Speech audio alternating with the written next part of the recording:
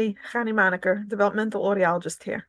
That means I help you facilitate development and optimal learning. Let's address the pink elephant first. You may be wondering why a developmental audiologist is talking about parenting rather than hearing and listening, like most audiology channels. Great question. I'm on a mission to make the learning process easier.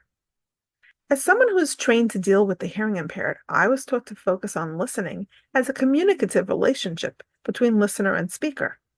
Each one has their role and responsibility for successful communication.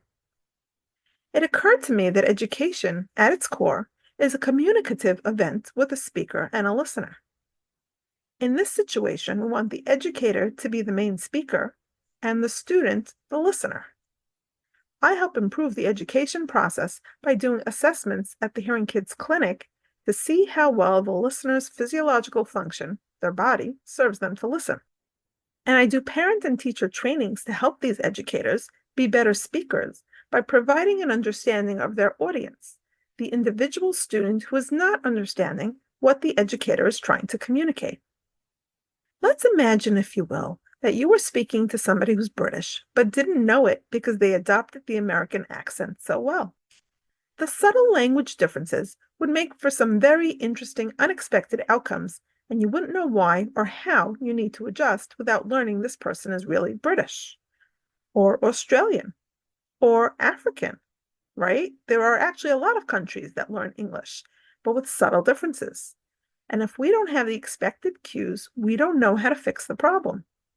Well, if you aren't getting the results you expect when educating your child, be it as a parent or a teacher, then something is getting lost in translation.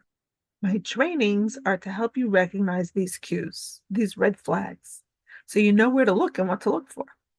So let's get started here by looking at what expectations you have and what knowledge and beliefs you have about parenting and child development. So the question is, are academic goals the school's responsibility?